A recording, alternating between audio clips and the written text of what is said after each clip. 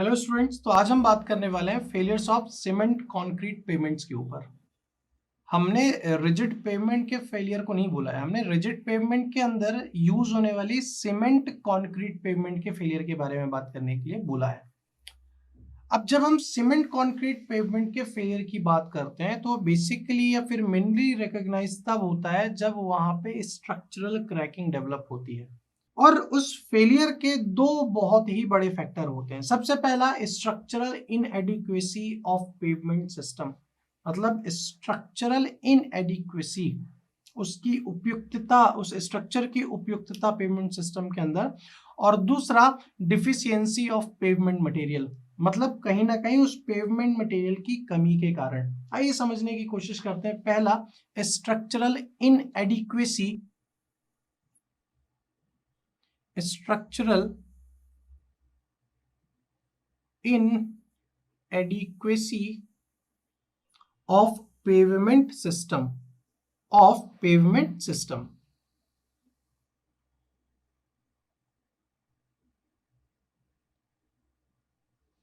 ठीक है। और दूसरा क्या था आपका?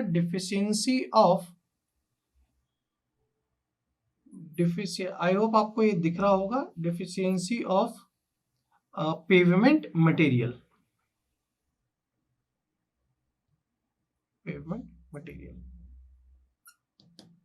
अगर मैं स्ट्रक्चरल इनएडिक्वेसी की बात करूं तो उसमें मेन चीज क्या होती है कि जब सबग्रेड से आपको सपोर्ट ना मिल रहा हो, इनएडिक्वेट सपोर्ट मिल रहा हो सबग्रेड से, या फिर पेवमेंट के थिकनेस में कहीं ना कहीं चेंजेस हो, तो वो कहीं ना कहीं एक बहुत ही बड़ा मेजर कॉज बन जाता है, जिसके कारण से क्रैक्स का डेवलपमेंट पेवमेंट में बहुत ही इजीली सुनिश्चित करा देता है।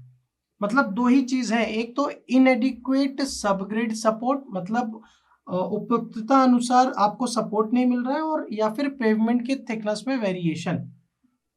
अब बहुत सारे कॉजेज हैं और टाइप्स ऑफ फेलियर हैं जो कि डेवलप होते हैं इसके कारण से। कौन कौन से कॉजेज हैं, उन कॉजेज के बारे में बात करें अगर, एक तो इन एडिक्वेट सबग्रेड सपोर्ट या फिर पुअर सबग्रेड सॉइल, पहला हो गया आपका क्या कॉजेज हो गया। दूसरा, पेवमेंट की थिकनेस इनएडिक्वेट है, या फिर जो स्पेसिंग है जॉइंट्स की वो भी इनकरेक्ट है, ठीक है। अच्छा, इन तीनों के मदद से बहुत सारे टाइप के फेलियर, अच्छा वो कॉज थे, अब उन कॉज के कारण फेलियर किन किन टाइप से होंगे वो देखिए।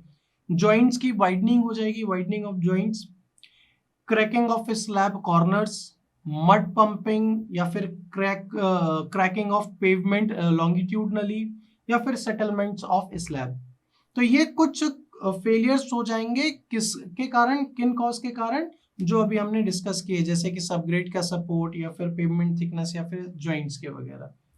ये तो हो गया हमारा स्ट्रक्चरल इनएडिक्वेसी के ऊपर, उपयुक्तता अनुसार ना होना।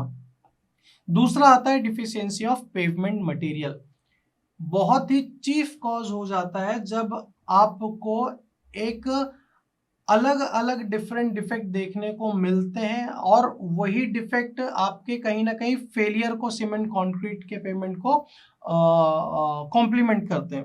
तो हम सबसे पहले तो देखते हैं, समझने की कोशिश करते हैं कौन कौन से चीफ कॉज होते हैं जो कि एक फेलियर को कॉम्प्लीमेंट कर रहे होते हैं। तो सबसे पहला, पुअर सरफेस फिनिश अगर होगी। दूसरा, ज्वाइंट कंस्ट्रक्शन में पुअर वर्कमैनशिप हो, सॉफ्ट एग्रीगेट्स हो, क्योरिंग इनसफिशिएंट हो या फिर इम्प्रॉपर हो, जो जॉइंट फिलर है या फिर सीलर मटेरियल जो आप यूज कर रहे हो वो बहुत ही पुअर क्वालिटी को हो।